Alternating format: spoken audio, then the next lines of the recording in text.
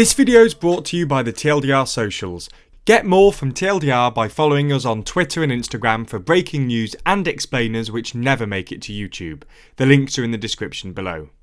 In this global video, we're going to be having a look at Venezuela's municipal elections, which happened over the weekend, and what they might mean for Nicolas Maduro, Venezuela's controversial and disputed president, and Venezuela's politics more generally.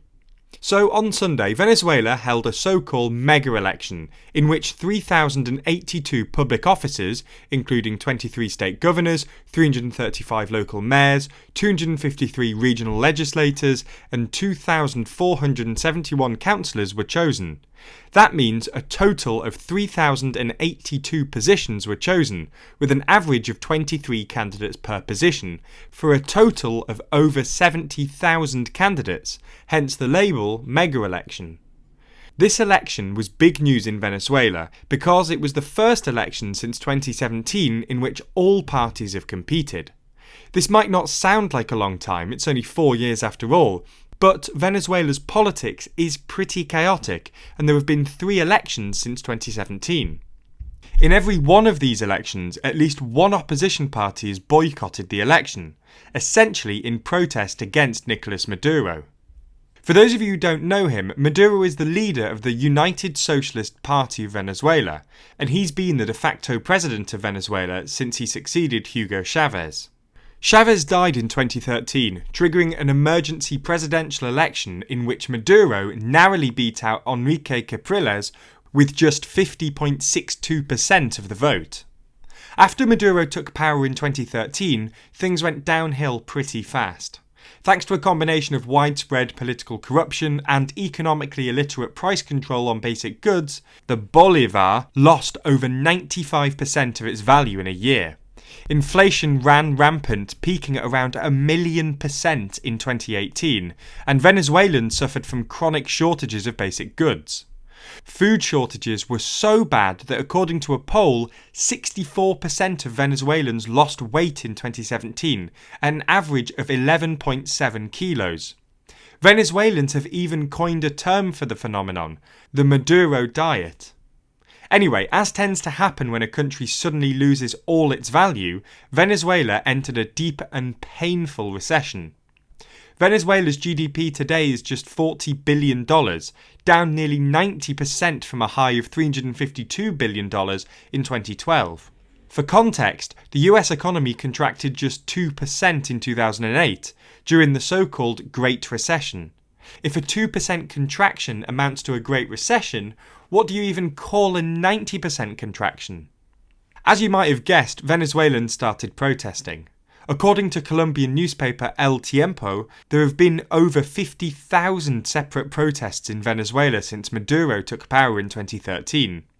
The largest of these was the reportedly 6 million strong mother of all protests in April 2017, triggered by an attempt by the pro-government Supreme Tribunal of Justice to dissolve the opposition-controlled National Assembly. According to reports from Amnesty International and the Human Rights Watch, Venezuelan authorities resorted to using live rounds and torture to deter protesters. For his part, Maduro denied any responsibility. When a recall petition gained momentum in 2016, Maduro pressured the National Electoral Council into cancelling the petition, alleging voter fraud. Maduro then accused the United States of organising the protests in an attempt to extort oil from Venezuela, and blamed capitalism for the food shortages and hyperinflation. You get the point. Things weren't going very well for Venezuelans, but Maduro refused to give up his grip on power or even accept that any of Venezuela's various problems were his fault. Anyway, Venezuelans were supposed to finally get a chance to vote Maduro out of office in presidential elections scheduled for 2018. But, somewhat unsurprisingly, Maduro wasn't so keen on the idea. Most opposition parties and politicians were either banned from competing or jailed, and there were widespread reports of the government promising voters food if they voted for the government. The Democratic Unity Roundtable, an electoral coalition of anti-Maduro political parties, subsequently called for a boycott of the election. In the end, Maduro apparently won 68% of the vote, at least according to the National Electoral Council, and turnout was just 46%. the lowest in Venezuela's democratic history, and well below the 80% figure from 2013. This figure is likely inflated as well. The Democratic Unity Roundtable estimated the real figure at just 25.8%, while other independent pollsters put it even lower at 17.32%. Some 60 or so countries, including the G7, EU and Lima Group, refused to recognise the election results, instead recognising Juan Guaido, a member of the opposition-controlled National Assembly, as the legitimate president. As the majority leader of the Venezuelan legislature, under Article 233 of the Venezuelan Constitution, Guaido would be interim president in the absence of a president-elect. Some 20 countries, including China, Russia, Cuba, Belarus and Iran, recognised the election as legitimate. Anyway, this brings us to now. The elections over the weekend were the first election in which all opposition parties decided to compete in. Now, as we mentioned, these were mega-elections, with some 3,000 positions up for grabs, using at least 2 different electoral systems. So, how did they go? Well, at first glance, it looks like Maduro did pretty well. His ruling Socialist Party won 20 of the 23 governor offices, and posted good results across the board. Nonetheless, the results were marred by the lowest turnout in recent history, and reports of violence and censorship across the country. There were reports of independent journalists being assaulted, denied access to polling sites, and forced to delete material. There were also reports of so-called red point stations outside polling centres, where state employees scan the IDs of voters who receive government benefits. Allegedly, if benefit seekers fail to vote for the government, their benefits can be suspended.